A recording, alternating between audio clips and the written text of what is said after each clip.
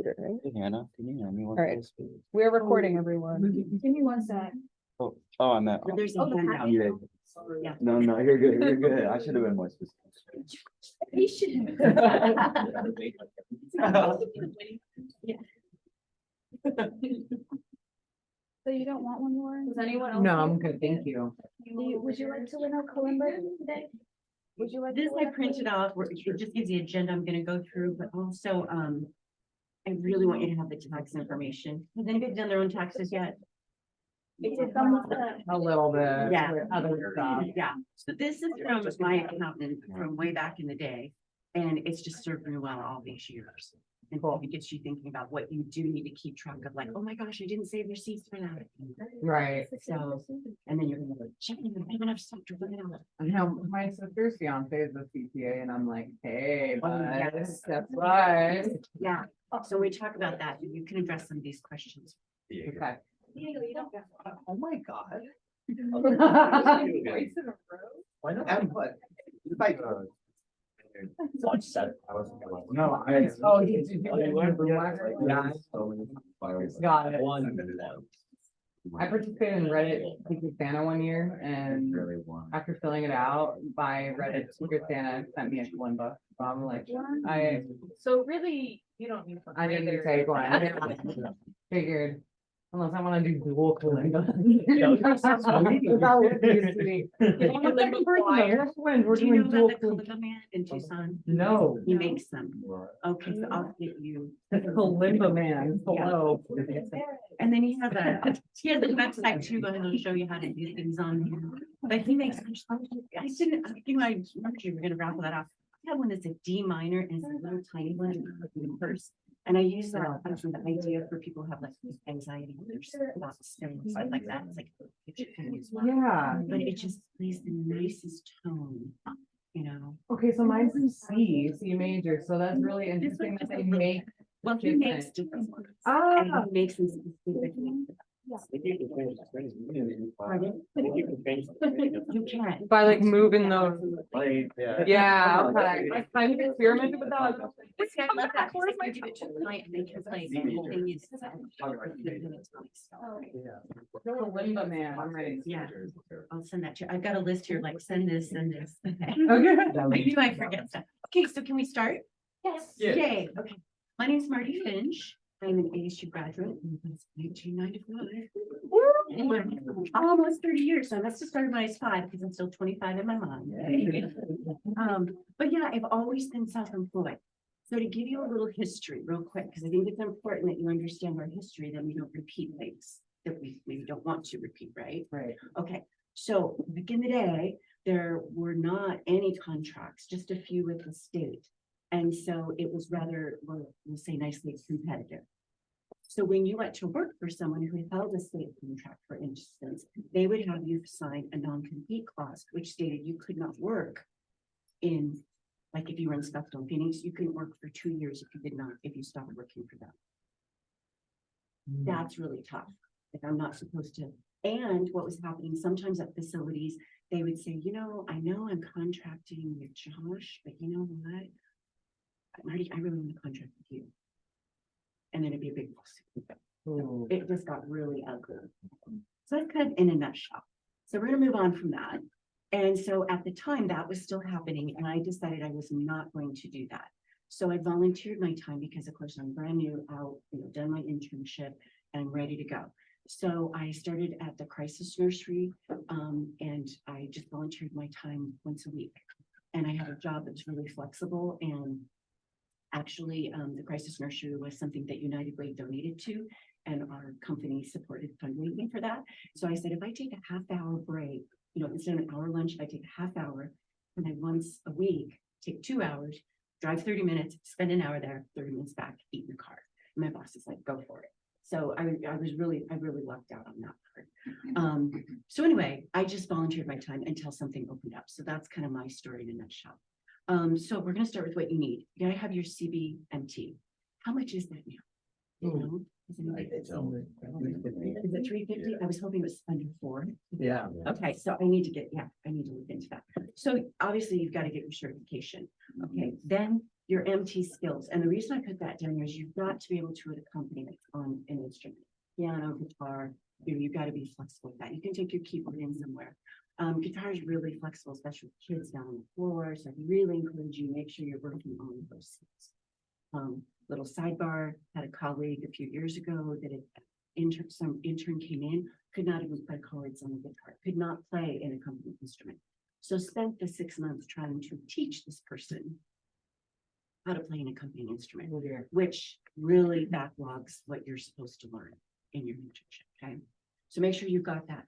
Also, if you ever get opportunities to volunteer somewhere or work with speech, occupational, physical therapy, my first, like, what was considered full-time back in the day was a 20-hour at Upward Foundation.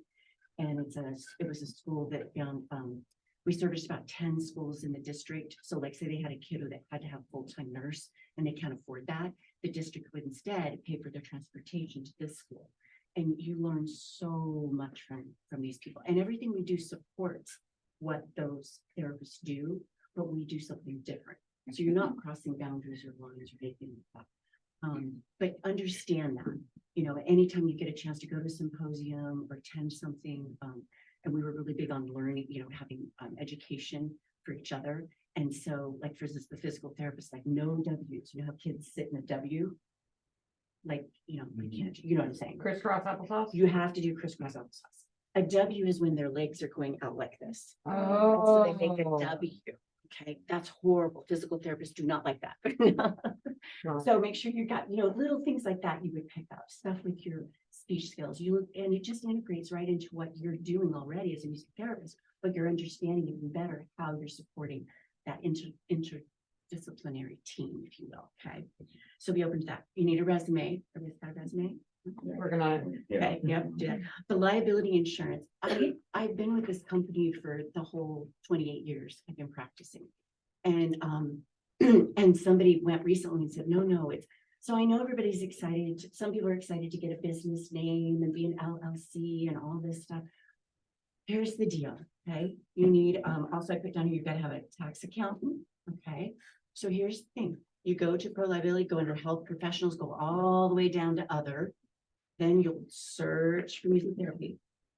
And then you're going to go self-employed individual because you're contracting with these things. Okay. Now, under that, with your accountant, I can have up to 3 people subcontract with me, and I do not have to be a business. Okay. If it gets over that, then we're talking another story. Okay. So you want a really good tax accountant that understands all that. So like I have one person that just occasionally she subs for me, like, and it's 1099. So contract work is 1099. That means no taxes are taken out. Okay, nothing.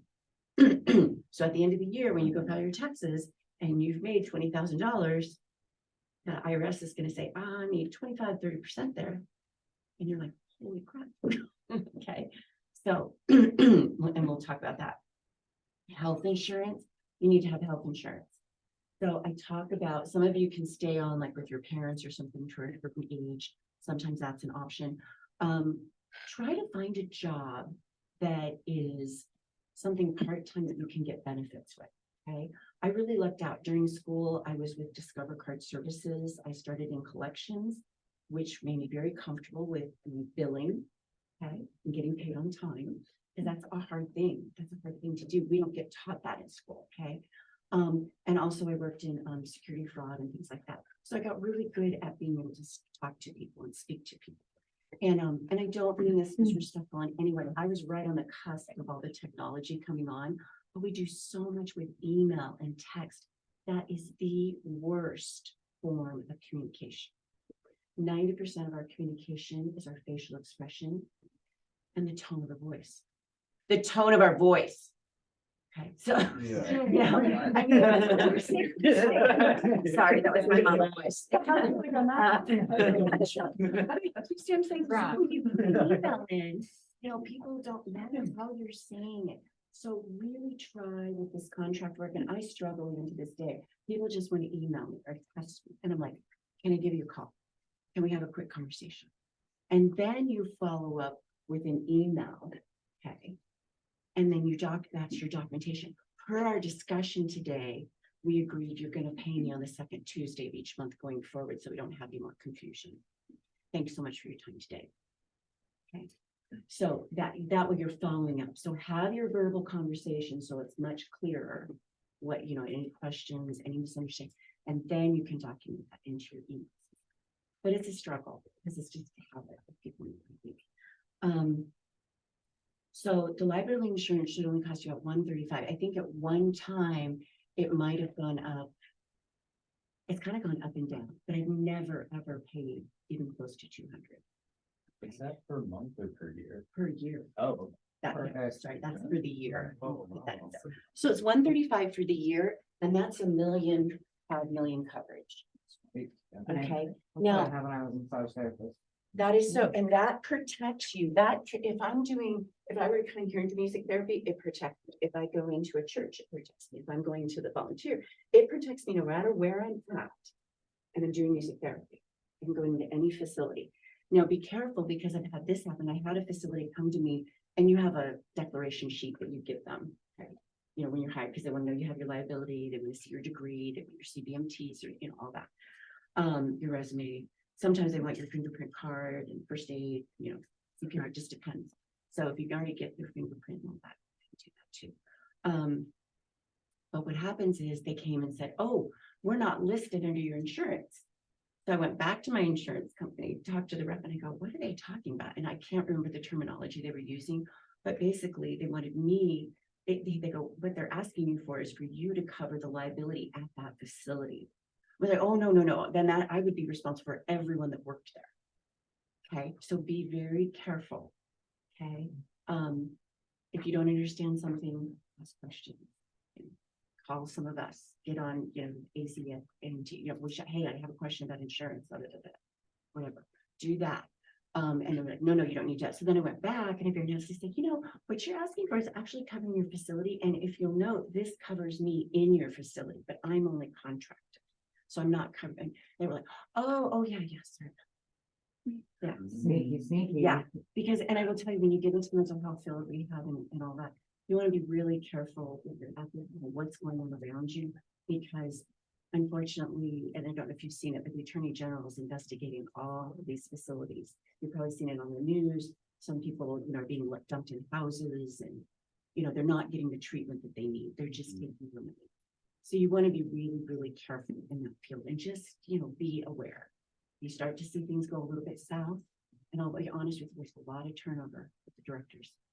It just does. So just make sure that you feel comfortable. If you get that gut feeling that something's off, it might be, or it might not. So again, reach out to us as colleagues, as people have been there. We can ask questions, we can help direct you in that. But just in that field, I hate to say it, but in particular, that field can be a little bit, just be aware. Okay. So your tax accountant, and I attached the taxes for you guys on here. So these are the things that you need to look at. So I did music therapy expenses, and then the other one is just overall. But here's the thing, any fees that you pay. So you're going to pay your AMTA fees. Okay, and when you pay that, you're actually already, it includes your region. Okay, so you're paying that's $250. State association is $40. And then your board certification, that's ranged anywhere from like $150 to like $198. So again, under $200 to keep up your certification each year. So think of that. Now's your graduation person. Someone pay my fee. I just put that out there as a wish list. I got a little bit of it, so it was okay. It was good. Then so you'll need all of that, those association fees. You're going to office expenses. So I work from home. My office is in my home. Okay, so you need a new printer, you need a copy machine, your cell phone, your office supplies, ink cartridges, paper, all of that. Think of everything, your pens, all of that. Then you have also your expenses for, like I do a continuing education class with Kat Bolton, and it's just a certain fee a month, but then I can take online classes all I want, which is really nice because you need to get 100 credits and tell me it will sneak up on you. Okay? Is that per year? Yeah, you need, no, every 5 years. Every You 5 need 100 credits every 5 years. And some of them, majority of them have to be specific to music therapy. Now, if you're at your facility and they do a, an in-service, that counts. So you can get in there and then you log them as you go. Now everything's online. But keep all your hard copies and stuff so if you get audited. You want to be able to show all of it that you've attended, and all that conference fees. If you travel for conferences, your airfare, your food, your hotel, your transportation, all of that. Also your Apple Music. So you're going to purchase like your iPad, you're going to purchase Apple or whatever you purchase. So here's what you do. It's your personal iPad. Okay. You've purchased your Apple Music. So now you're good for the copyright. I can use that in my sessions, okay, because I've already purchased the music. Okay, we don't want to pirate anyone's music. They need to get paid what they need to get paid. We need to be really respectful of that. We've had a lot of artists be very supportive of music therapy. So we want to be really good with that. Don't pirate any music. Buy someone else's subscription. If you're going to be a contractor for music therapy, you need to have your own subscription for that. Okay. But those are all things you can write up. Your Dropbox, all that little stuff that you use for your business. Any of those apps, things that you have to purchase to run your business and do your documentation and file your taxes, all that, you can write all that off. So make sure you're doing that. And then art supplies. A lot of people want art within the music therapy. They're kind of expressive art with music. Okay? And we're in our boundary. We're not doing art therapy. We, at one time, I know the state association, which would be lovely to do again, is we did a symposium with an art therapist and a dance therapist. Sometimes we use music and dance. And when they got done, we're like, oh my gosh, we're not even close to what you're doing. So we're not balancing over, but we do use things, right? So think about that. I use clay. So I have to buy clay, I have to buy paint, the little pat, everything, all of that I can write off. Okay. So make sure you keep all of that. So I just listed it. Snacks for groups. Halloween, I'll do a fun little thing, or Christmas time we'll do something, or holiday time we'll do something, and I'll bring in candy. Okay, I can write all that off. Whatever I'm using my sessions, I can write that off. So save all your, and what I do is I just mark on the receipt like empty supplies. Here it's like, what is it, supplies? What is it? Session fees, for session items, whatever you want to call it. And then I just write that on the top of the receipt and I just throw it in a big envelope. And then at the end of the year, I sort it all out so that I can detail it out. And then, then I have my hard copies for audit. And then I just fill out this sheet for my tax account. Now, when it comes to your mileage, so for your mileage, and it varies, and this is where the knowing a good accountant will let you know like what you can do. So sometimes it's better if I actually list out like from my home to each client back and forth how much that is to get an idea. And now it's just gotten to the point because I'm going all over that, like if I had 100,000 miles last year and I have 125,000 this year, you use 25,000 miles. So, we just do it that way. So that everybody's a little different. And then, your maintenance, your oil change, your tires, you're using your vehicle as like a business vehicle. So detail all that out. Because sometimes with the tax account, the first time that I filed as a music therapist, we just detailed everything out as much as he could. And what happened was it was really cool because going to conferences at the time, now we're doing them online, but to go to a conference is about 3,000, 1,500. If you go to 2 and you're traveling out of state with airfare and hotel and, conference fees and everything else. And then you buy stuff at conference because you get really good deals. So you want to have a little budget when you go, so by the time that's all done, well, my expenses, also like tuning, like stringing your guitar, getting your car, instruments repaired, all of that can be written off.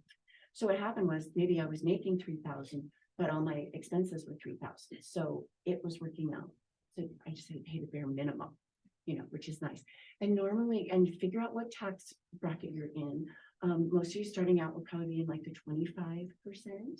Okay. And what I did though was I set aside 30%. And it gave me a cushion, but also it started a savings. And so the other thing I did was I have 2 checking accounts. You don't necessarily have to have a business account. I have 1 checking and savings that's for music therapy, and then I have my personal checking and savings. So all of my MT money goes into the one account, and then I pay myself, Okay, but then in the savings, I put over the 25 or 30%. So that's building up and it's giving me that little cushion. So start doing that. And then I had one young music therapist that's working with me, and she got a contract like, twice a month. And she's like, all that money just goes into that. It's just a little bit, but it's enough because it adds up. And then you'll start to build that up. Get that built up. But make sure you're putting that aside. And then the other sheet was just, just all the things that you should list out. But this is just a list that my tax accountant gave me. And some of it repeats, and some of that will just transfer over into when you do that.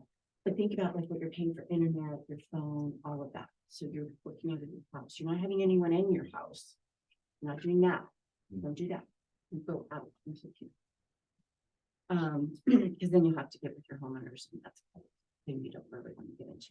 All right, so back to the list, tax account, health insurance, base, I call it your base job. So again, I was at Discover Card. I've been there long enough that they had a flex time where you could work 30 hours and have full benefits. So when I got my first paying job, it was at Upward Foundation. It was 9 to 2. And so I could go and work like 4-hour shifts because we were open in security fraud like forever, 6 in the morning to 10 at night and 7 days a week. So my boss was really supportive and like, hey, I want you to, you tell me when you can work. And then I got there, I was there long enough, I could go to 20 hours and still have full-time benefits, which is really great. So I was single and that's how that worked. So look for those jobs. I know I have one intern that worked with me and started subbing for me, and she was with Starbucks. And she was like, hey, I need to be off these days, these hours. And they were like, no problem, we'll adjust. So look for those kind of jobs that you can be flexible to get yourself started. You're going to need that. And I just kind of emphasizing that health insurance. And there's some policies out there. I was looking into this and I got engaged. But lucky me. But there is a policy. I know Blue Cross Blue Shield used to have it, and some of the other ones. It's like it's like a group policy, but you're all individuals. You know what I mean? Like you're buying into a group policy level of coverage, but it's like you're all small business owners sort of thing. And so you can buy into that. And when I looked into that, I believe it was like maybe 150 a month. I don't know what it would be now. That was a few years ago, but I've asked some different friends, and most of them are paying, maybe just depending on their medical conditions. Some might be paying $225 a month, but some are paying under $200. But that's it. Because if one thing happens to you, when you're doing 1099, which is contract work, you don't work, you don't get paid. You take a week off for vacation, you don't get paid. And as you're building up your practice, so I'm at the point now where I've built up my practice, and I've had some health issues. And the other thing is, when you're working by yourself, you don't have anyone to sub for you. So in the drug rehab world, there was 3 of us, Sally Niles, Cindy Steen, and myself. And Cindy was actually the one that spearheaded it and said, hey guys, we're all working in this field, and here's where our contracts are. We're all kind of in semi, one might be in Tempe and I'm over in North Scottsdale, but within the circle, we're all kind of in that circle. So she's like, hey, I want to take a week off. Can you sub for me? I'm like, sure. Well, that's a win-win for everybody, because now your client's getting services. If you get sick or you take time off or something happens, you've got coverage for them. Okay. And then we came up with a pay scale for each other, because I'm still going to have to do the billing for the contract I hold. I'm still doing the scheduling. I'm still doing the documentation. So I need to get paid for that. And yet they're coming in to sub for me, and they need to get paid. So if you look at the MT services, the fee sheet, which that is one of the attachments. I think they're going to send those out to you, right? Yeah. So for the services, so individual, this I broke it down. So like if you're doing one-on-one, that's what I meant by individual. That could be 50 to 80, depending on what you're doing. In the school system, 50 to 70, and you can look at a little bit more here. It just depends on the school district. Okay. And then rehab, you should not work for less than $100 an hour. Now, I did a contract with them just for, literally they had 2 clients. I'm like, we know we don't music therapy, but we only have 2 clients and we're starting. Okay. And so at that time, that this was 13 years ago, the rates were a little bit lower. And so I said, well, can we do 80? And they said, yes. And so I locked that in for 3 years. And then of course it built up to where I was doing like 1 session a month, then 2 sessions a month. It got to the point I needed to have 3 other therapists. We had 4 sessions going at the same time, back to back. So we had 4 sessions with 4 groups, and then we did 4 more immediately after. So we had 8 groups going in one day. That was great. That was really, so we really built that up, and they loved it. And we were able to do just the women, just the men, combined groups, depending, outpatient, inpatient, it just worked, and it worked really, really well for all of us. And then I had a 5th person so that if one of us was out or sick, we could always have that group. In a pinch, we could put 2 groups together. It was a little bit big, but then if we did that, we would co-facilitate. And so by big group, I mean, if you're getting past 12, maybe 15 people in that setting, you're really just babysitting. And I've had to go to, the different facilities and say, I've got 25 people in here. I had 32 people one time. Mm. This is not therapeutic. Even with an hour and a half, that's not therapeutic. Because, we'll give you more time. It's too big, so we need it. But this is what happens. They'll have an influx of people. And once in a while, it will get really high, like 25 people, 24 people. And then that only holds for like maybe 2 weeks. And then all of a sudden 10 people leave. And then I'm back to my maybe 10 or 12 people because maybe 4 or 5 are deep weeks. So yeah, so that's kind of an ebb and flow, but just to educate your employer, and say, hey, this is getting up. So the level 3, so if you're doing one session to consult, like to figure out, hey, do you think music therapy would be a good, thing for this person or individual, then you should be charging $150. So here's what I do. It's your own business. You can do what you want. You can charge whatever you want. You could charge $10. You could charge $150. It's up to you. Okay. But don't undercut our worth. We all that have been working for years and years have been pushing and pushing and pushing. So I'm going to give you a little history in Arizona. Another reason to be a part of AMTA. Now, you may think, gosh, why am I paying all this money to them? What are they doing for me? Well, let me tell you, there's only, at the time I graduated, I think there were 3,000, then we got to 5. We're on target to hit 10,000 music therapists in the United States, this year. It's not a lot. In the big picture, think how many nurses there are, how many doctors. I mean, there's a shortage, but there's 10,000 of us, that's it. The state of Arizona, they were paying PT, OT, and speech with DDD. This was around, this is like late 90s, early 2000s. And what happened was we finally worked up to like $35 an hour, and they cut us in half. They dropped us down to $17, which is what they're paying a rehab person to come in and help a person cook and tie their shoes and life skills, right? We have way more training than PT, OT, and speech. They were starting at least 65 to 85. Why aren't they doing that for us? We're therapists. So I did not know this, but the government comes in to each state and says, what are you paying everybody? So we had to do a big protest, a little march downtown, the whole bit. We did all of that for all of you. And we were able, and that's the thing, AMTA, the Western region, they were on it. They're like, what do you guys need? What's your support? Who's our advocate? Who's at the state capitol advocating for us? Who's the person that's making sure we're going to get on the bill, that we're going to have all of them? So we don't need them often. And because there's so few of us, we all need to pay those dues. Because when the time does come, it takes thousands of dollars for them to get the ball rolling. Because all of a sudden we've got someone on retainer that, we may have to have a legal retainer, all of that. We operate on a shoestring budget. So they've even taken that, they've gotten rid of the office now. So just to keep working, which is a model a lot of businesses are going to, which is good. Okay. So, but again, it's really important because when you need them, you need them. So we were on that. And then what the government does, they come in and they say, wait a minute, you've got all these therapists. Why are you paying these therapists so low? So they have 2 choices. They could either put us in the same category with those therapists and put us at that rate. The problem was when we started to contract with them, because we're supportive of OT, speech, and OT, whatever, I said it right. There were literally thousands of children on the wait list for PT, speech, OT.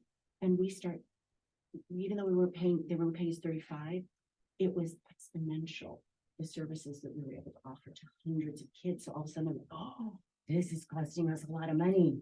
right? So they want to cut the budget. So what happened, they could come in and they could either lump us in with them, or they could price it out and go, well, if they're in a hospital setting, we'll pay them this. If they're in a school setting, we'll pay them this. That's how they got it down. And I think I heard I think we're up to maybe 37 with TDD. We might be lucky, we've kind of worked our way up again. But it's just tough with the state, and that's what it's going to be in facilities and school budgets. So you're not going to make as much, but you may get more hours.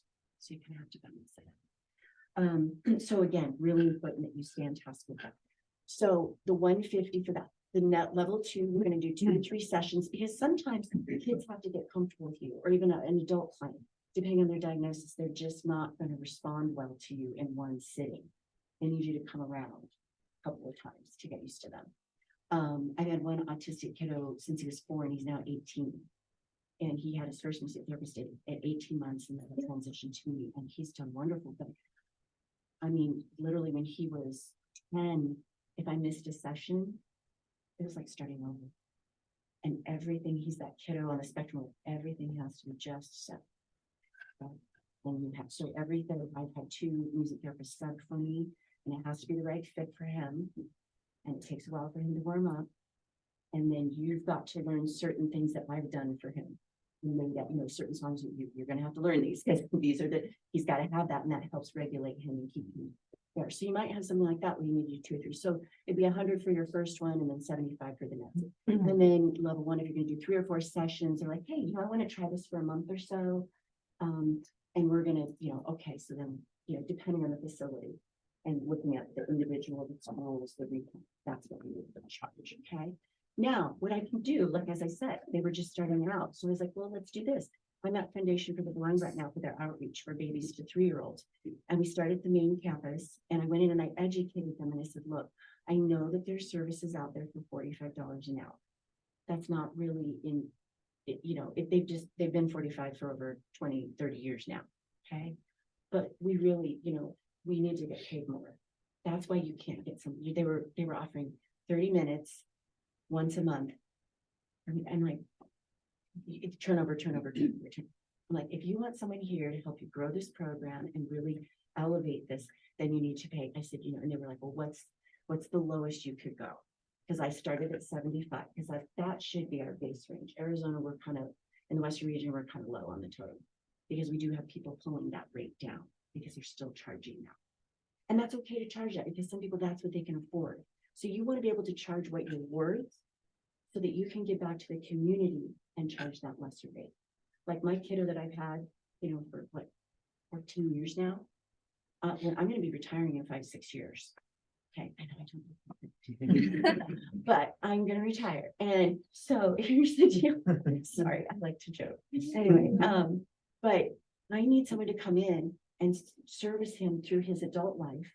And then I'm going to challenge them. Then you need to have someone service him into his his golden years. And you can never change the rate, because mom and dad are paying this out of pocket. And I have a special needs brother, and it's a huge burden on the family. It can be a huge burden. And this is something he loves and enjoys. Like you and I get to do books and movies, and this is the one thing he loves. So it's something he needs. So that's my deal. So I've got to find the right person that's going to you're going to take him on, and you're never going to change your rate. And that rate is 50. So that's it. And mom and dad can afford that. So that's okay. We work that out. But you want to charge what you're worth, so that then when there is a client that has something like that, you can provide services to them. So Foundation of the Blind, we started, said 75 is what I need and where I should be. They go, that's a little high for us. What's the lowest you could go? And I said, well, would 65 work? And like, yes. And then when they sent me the contract, it was for 7. So I was like, okay, I did my job. I educated them on how important this is and what we can do. And now the director wants to see about expanding it into the classroom, because I've grown programs like that before. He said, it's really whatever you want. But when we come in, we can do 15-minute session in this class and 15-minute here and 30 minutes with the older kids. And, we're doing all these speech and OT and, fine gross motor skills. We're going to support all of that, which these kids have. Because when my babies to 3-year-olds come in, we may know that there's damage to an optical nerve, but we don't really know what. So we're just treating them as if they're sighted, But that's a way to negotiate that. And now that's gonna grow. So now guess what? Now I'm at the East Valley and the main campus. So then I'm gonna be in the school. So little by little, you can build it up, you know. And what I told them is I said, we'll lock this rate in for 3 years, because this is my second year, so I've got another year, because they do nonprofit, they do fundraising. So, you know, they're starting to like take pictures and they're doing videos and they're sending that out to, you know, their different sponsors and stuff. And so, that, you know, they'll see the response of the kids and the parents are really on it and they're supporting it. So that's going to grow that. And maybe we'll get a sponsor that'll say, hey, we'll pay her salary this year. And let her be there, you know, 3 or 4 days a week. So that can happen, and that does happen. So just always be building up and up and up. And then your individual services on there, it's 50 to 75. That's like a 50 or 60-minute session. That's what you should be at your base rate. And then let's see. And then the group sessions like are 50 to 90 minutes. Like if someone wants you to come in, I've done yes. I've also done group sessions for like team building skills, women's health, things like that, like a little symposium on a Saturday. You know, you can do that, charge 150, or you can charge something where it's like 100, your sunglasses. You know, then work out a rate where like, okay, I'm gonna charge 25 a person and I need a minimum of 10 people. That's 250 right there for the day, for the 2 hours or something like that. Okay, so work that out. And then a driving fee. I try to keep all of my driving within 30 minutes. If it's gonna be over 30 minutes, then I may have to charge a fee for that. And you know, I don't care if the time that you leave is rush hour. That's not what we're talking about. We're talking about the normal, it would take me 30 minutes. You can try to do that where like, hey, can I change the time a half hour, you know, to help yourself. But sometimes, you know, you're just, you know, there's access, there's construction. That's not what I'm talking about. And it would just be a flat fee that you would charge for the month. When I have charged that before, I've done 25. You know, they pay $25 for that drive fee. And there you go. Let's see. And then cancellation policy, really important. You know, if it's, I just give different examples, you know, doctor's appointments out of town, they've got stuff going on, you need 24 hours notice. Okay. If they're the day before, you know, if they call you that night, oh my gosh, my kiddo's sick, you know, we're not going to make it, or they call you that morning and you haven't driven out there, then I'll give some grace there, because we don't always know I'm going to get sick. But you got to put that in there to give them a heads up. Because I had one facility that did not contact me, and it was one of my 30-minute drives. So I drove 30 minutes out. I was actually there a little bit early, and then I went in and they're like, oh, we're not having any sessions today because of whatever. And I'm like, oh, really? Okay, so that's an hour of my time. I drove and back, and you didn't. So I billed them. I was like, sorry, you didn't give me notice. And what I found out was they knew at 10 o'clock that morning when I was at the clinic before I went to the house, and nobody told me. So, you know, that's just not, you know, and you know what? I always get notice now. When people have to pay. Assessment, treatment plan, quarterly treatment summaries, all this termination, notice of written termination 30 days prior, before, payment for services. Now, I've done payment for services different ways. What I've learned to do is I do the billing like after the last session. So like Tuesday was like my last session for the month. So then I did all my billing. So everyone has the billing by the 1st. And I have one company that I contract with where they have to have your invoice between the 1st and the 4th. And the 4th is the last day it goes in. If I miss that, I have to wait for it to be submitted the next month and then get paid. So that'd be 6 weeks. So you want to be on top of it. And who's your billing? And you know what? The person that does your billing is your friend. You're very polite to them. What do I need to do? To make sure I understand what you need.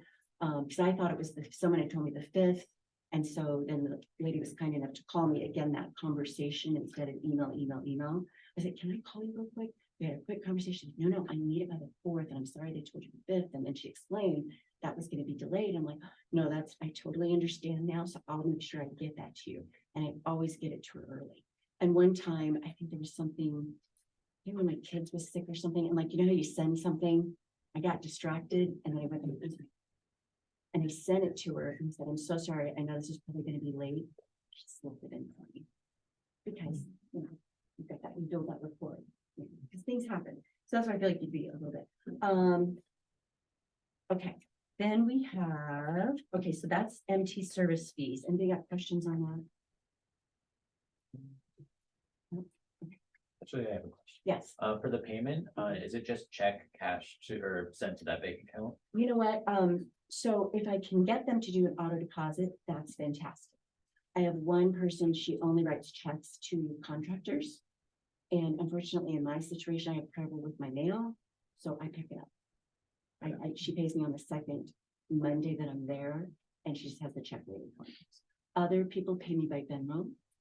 Okay, and I know there's some issues with that now, so I just, they're just like music, or, empty. And there's, Zelle. Yeah. I Because, don't know much about Zelle. I'm not sure if they charge you. no, it's like straight to bank account. Is it? Yeah. Yeah, it's the same thing. So whatever works for them, but Venmo, Zelle, those are two really popular ones that people like to pay you with. It can be check, it can be auto deposit. All over the place. And then, oh, and I just wanted to say to you all, I feel really strongly about this. I don't think you should take an MT job unless you're gonna make at least $25. Okay, it needs to be $25 for services. Because I mean, there are some people who are still paying 45.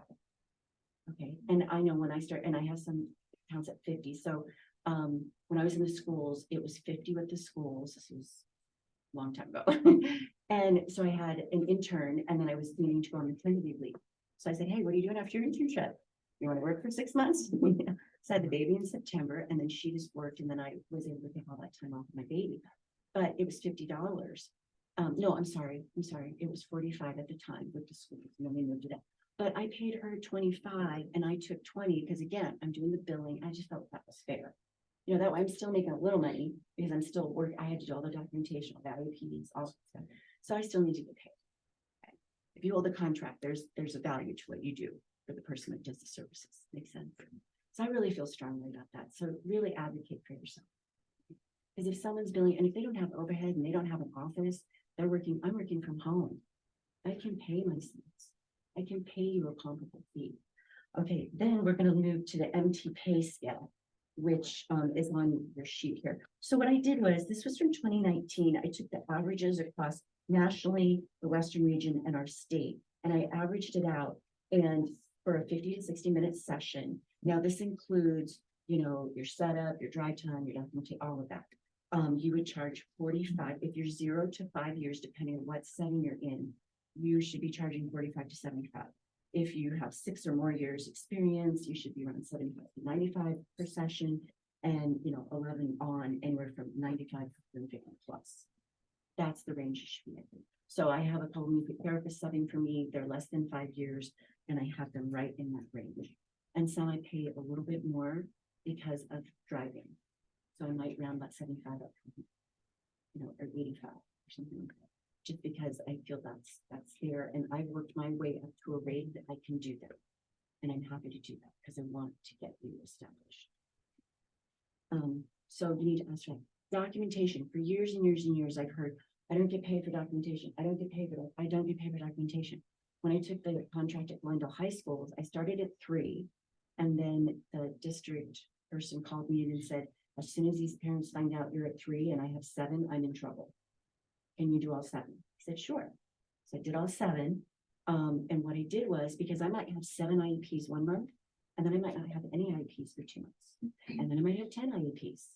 Okay? So, because I've got like 125 kids or more, right? And so what I did was, I did a flat 2 hours a month of documentation at the same rate. And they loved that. They said, we get people that go, oh, I did 10 hours of documentation. I did 2 hours. I did, that looks shady. So just look at what your job is, average it out. And I did, so that I did that 2 hours. And then I got more schools kind of in the middle of the year. And I went back and looked at how many IEPs I did. And I was like, oh, you know what? I did a good job because I don't need to raise that. That'll stay the same. Because again, a lot of it's cut and paste and you're filling in. Now, in schools with IEPs, certain IEPs, they're going to ask you to be present at the IEP. In all the years that I worked in the schools, I've only been asked to be present twice. But it's critical for these kiddos, especially the high school kiddos that are going to be transitioning out of high school. I think they can stay till 22. I know 21, I think it's 22. 22. 22, and then they've got to transition, and sometimes they don't, I just hate to say, they're gonna try to pay for as little as they can, okay? And parents want services for their kids, so you need to be there to say, well, no, what about this? What about that? No, this is the only place they're responding. And the PT and the speech, they'll work with you on that. We need you there, because I'm gonna say this, and I need you to say this, we're not staging it, it's real for these clients, so it's advocating for them, it's making sure they get the services they need. I've had to do that, I just don't charge anything for it. You just make the time that you do it, it's the right thing to do. And again, I've only done it 2, maybe 3 times, so what is that, right? So charge what you're worth, and then you can give back. I'm gonna say that over and over again, give back to your community. I'm gonna help you, you're gonna help me, you're gonna help the next generation, we're just gonna keep building this. Okay, so that's, any questions on pay scale? That gives you an idea where you should be. Yes. Have you done any telehealth? And if you have, how would you charge it the same? Oh, I tried during COVID. Oh my gosh. So I tried it with my rehab groups, and it was really tough because we've got sidebars going on. I couldn't see everybody the way they had it set up. For me, that didn't work. I suppose if you were doing mental health 1-to-1, that could work, because I've heard feedback from my peers that did that, and they're like, oh, it works great. Like, I could see that say, I tried with my kiddo, and mom had all the, I dropped off all the instruments, that we use with him, the scarves and all that stuff, and we tried to do that, and he just couldn't connect. So it really depends. You can, but you're losing that connection. You really are. There's something about the energy of our bodies in this room, okay? And that the vibrations of music, you're not going to get that vibration across the internet, right? Even listening to music, and I damaged my voice at one time, so for a while I was using a lot of recorded music and being very careful with my voice, because if I sang all day in my sessions, then I'd have no voice for like 3 weeks, like no voice. So I had done a lot of vocal damage, and so I had to be careful. So take care of your instruments, okay?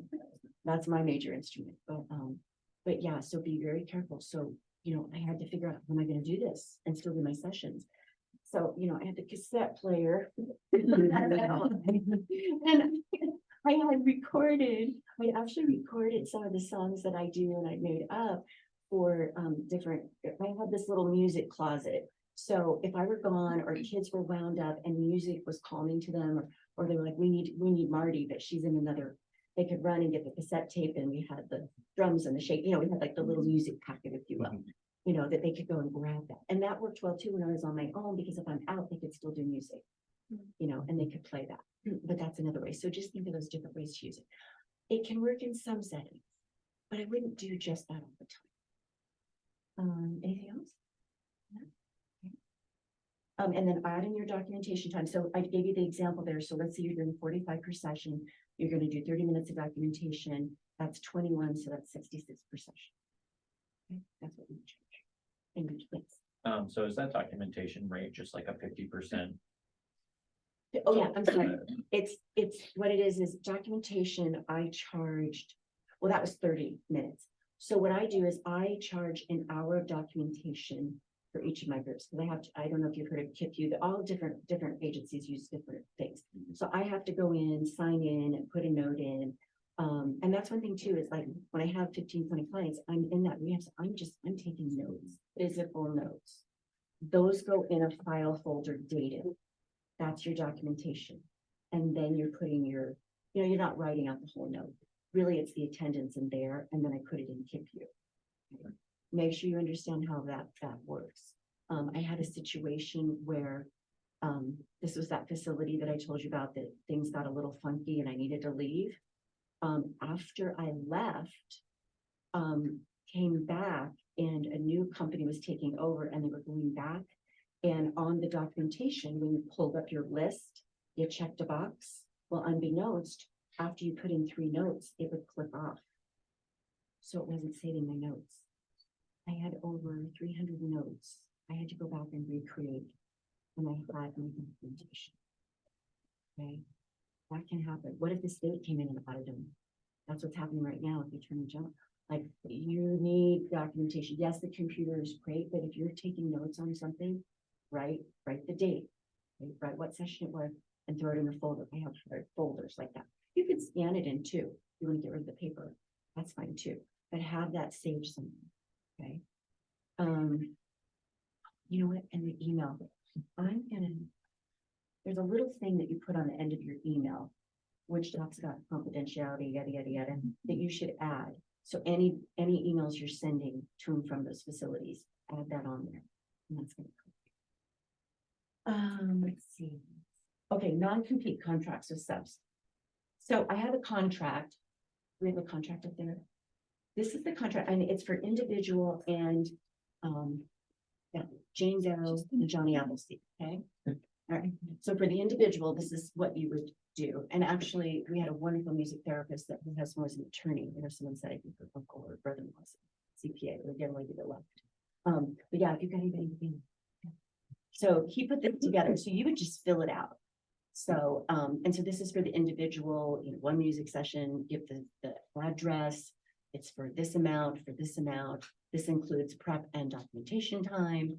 And so what you would do is, so for instance, it would be 70, so you might want to change, and I just realized this because I said with the documentation, you might put in, this is, you know, 75 per 50-minute session, including, you know, 30-minute, you know, because it's one session is 30 minutes, you know what I'm saying? Put in your 30-minute prep time, blah, blah, blah, blah. And then that's your final thing. But break it out for this is what I'm documentation, or, you know, including, you know, 1 hour of session time, 1 hour of documentation, whatever it might be. And then it just spells it out and make checks payable to, or Venmo account is, or bank routing, whatever they need, that you would fill that in there. And then it says in addition, 24-hour advance notice, blah, blah, blah, blah, blah. And you give your text, email, all of that. So make sure they have it. Then you both sign it, you each get a copy, and you know, you can scan that in. Then if you page down, there's for the facility group, and it's just a little bit different wording and what the schedule is. So it's Mondays, 10 to 11. You want it spelled out, because if you don't spell that out and they change the time on you, you're like, no, you had all my information. We signed this. What happened? Okay. So and that's what happened when, remember, I went out and they didn't tell me. You had all my information. I was sitting right there. You knew at 10 o'clock. Why didn't you tell me? So, yeah. So there's that. Then there is, that's the client contract. The non-compete contract with subs. So that is, yeah. So all the red is what you would fill in. And I'm just, you know, making this up. But for the state.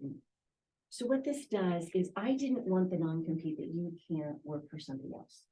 If you're covering a contract for me, so right now it's growing. So like I've got one person that she's really close to this facility. So I just have her do those 2 hours a month. It's like every other Tuesday. And then, you know, I'm doing the one here, whatever.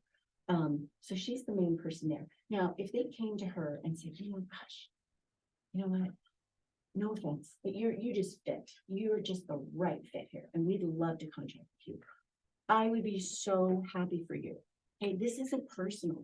Sometimes you're going to be a better fit, or you're going to be a better fit than I am, right? We have different skills, we have different personalities, different leaders, different energy. And so that you want the best for the client, right? So I don't want you to not have that opportunity. But what I do want is to be transparent with it. I want you to come to me and say, hey, they just approached me with this. Great. Okay. Because I need to know that I'm going to lose that income. And I need to know how to support you better. Right. But with subcontracting for each other, then what I would do in that situation is I would say, okay, you know what? Let's turn that contract over to her. But I'm subbing for her. So just know occasionally I will be coming in. You know, it's nothing personal. That's the thing. You can't take someone's personal. You know, we're working with people, and that's very emotional and personal. But business is not personal. Business is business. And it's hard. This is a hard line. So that's what I have in my contract. Basically, if you go through it, is that I just want you to come and tell me that. But also if the facility comes to you and says, hey, we want to change to Tuesdays from Monday. And oh, hey, we want to talk to you about the rate. No, you don't discuss that. I'm the contract holder. You say, oh, that's a Marty question. I'll have Marty talk to you on that. Yeah, no, you'll need to call Marty. Okay. And then I'll negotiate that. And then the other thing that I have you sign in here is that I don't ever want you, you know, whenever you've worked for me and you stop working for me, I don't ever want you to discuss my business practices with other people. There are people that will come in and find out, oh, you're charging 100. Hey, I'll do that for 75. I'll do that for 50. That just undercuts my price. Okay, that's just not the right thing to do. So I don't want anybody to know what I charged at that facility. I don't want them to know what I built up to. That's not right. You know, now I will take you into my confidences and say, hey, you know, this is what I've done and this is how, because I want you to learn how to do it yourself. When I had internships, it was 2 months you're following me around. The next 2 months you're co-facilitating and so on and so forth. But by the time you got to the last 2 months, I had you doing my job. You ran the sessions, you documented, you did the billing, you did everything. I wanted you to that last month to be like, I can come in and do your job. That's what every internship should be like. It shouldn't be like, oh, you're going to learn that later. No, you need to learn all of that in the internship. And we don't get that as music therapists. And we've recognized that over the years. You don't get, well, how do I put this together? How do I do this? A lot of places you're going to have first aid, CPR, your liability, all of that. Those are the things that you want to attach. Now, when you've got someone working for you, I want to see you have all of that. I actually had someone sub for me one time. She was referred to me, came blowing, you know, I was like, oh my gosh, I'm in a tight spot. Can you do, you know, so I said, get me that. And after she'd subbed for me, I found out she didn't have any liability insurance. I was like, oh my gosh, oh my gosh, oh my gosh. Thank you, God, nothing happened. But what if? You know, that would do that. So I was like, you cannot sub for me until I see that declaration page. Okay, just as much as I need it to cover me, they need to be covered. So I was like, sorry, can't sub till I get it. Let's see. Slide sheet. Invoice. Do you guys all know how to do invoices? Invoice. Depending on where you're working. So the invoice, and you would do one for each, this is going to be for each agency. So like, for instance, this is like, this is a bunch of like different places. Like one place might be 75 and you did 2 hours, another place 2 hours, you know, and you're going to put, again, you're going to put the date, Monday, the location, because like I said, I have the clinic in the house. And so they have a budget for the house and they have a budget for the clinic. So you've got to delineate that. Okay. So the clinic is one thing and they have that budget that you have to, for the billing, they need to see which one. I can bill the same company, but I have to put where I'm going. And I do it in order of the month, the date. So it'd be clinic, house, There's agency May, is it in Cave Creek, is it in Chandler, the one-on-one, you know, so even my kiddo, and mom has that because then she can write that off as a medical expense, you know, for her. So she gets the invoice. And then at the end, this here's what you got, you know, and I just kind of threw numbers in. But that's a format.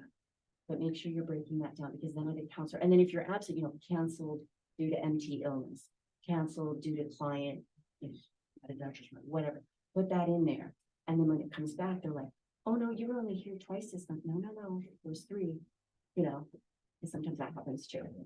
And I've had a mom before where I was like, oh my gosh, I forgot. Yeah, I didn't come that day. You know? Because when she did one, and then like one client, she only wants me to bill every 3 months. That's my individual. She's like, my husband would rather just write every 3 months a check. So I'm like, that's fine. But then I got to keep track of that. What else do we have? Tax examples we did, invoice example. So here's the deal. You can make really good money contracting. Okay. And I've been able to take time off with my family. I've been able to ebb and flow it through health issues, things like that. And like I said, I built up this practice now where, you know, you could definitely make easily, I'm just gonna be conservative, like 3,500 to $5 a month contracting. Okay.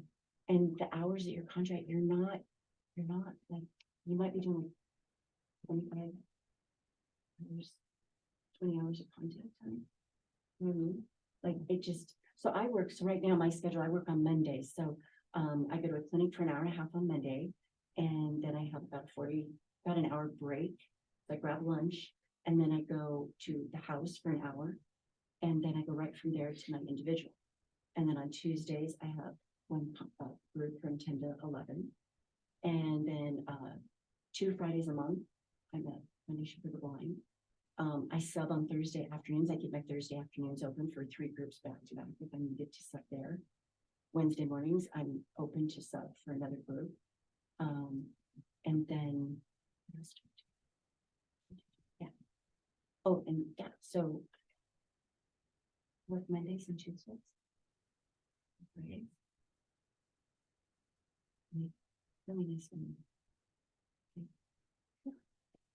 So, and what's really great is when you first started out, when you're doing like that 20-hour job, that's your job that you get paid your benefits, whatever. You know, and I would pick a job that you just go in and you can leave, you know what I mean? With Starbucks, you know, I was in security fraud, so I could just go in and work the fraud department and leave and I'm done. There's no reports to do, there's no, you know, all that kind of stuff, you know, I make my money, but I could take time off and still get paid. I'd still get, that was my solid money. Okay.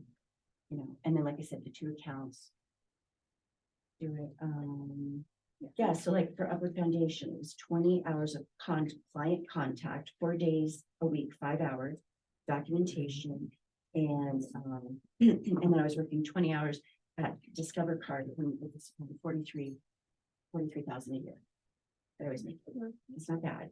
And then Glendale High School, 7 schools. I worked 3 days a week. Here's the thing too, like if you're in the school system, don't work on Friday, don't work on Monday, holidays, you won't get paid. You want to work Tuesday, Wednesday, Thursday. Okay. So do that. And then that kind of gives that one. Yes. I do not mean to cut you off. I know you gotta go. Yeah, we are, So sorry. out on time and it looks like the people who are after us are trying to get it. So, Okay, no worries. So if you have any other questions, you have my information on your sheet. They're gonna email you copies of all those templates. So save them as your Google documents, whatever it is you do now. yeah, and then hang out for our raffle if you enter. Yeah. Also. Thank you so much. Because you know, the more educated you are when you go in to get that first job and you're. Can we take a group photo? Yeah, that's good. Oh, well, can we set it up so we're in? Sure. I don't know. Yes, and the profit on music stand. Music stand. Do you wanna, let's go over there. Ryan, let's go over there. Okay. Since there's more room. Scary. But huh? And whoa. It's all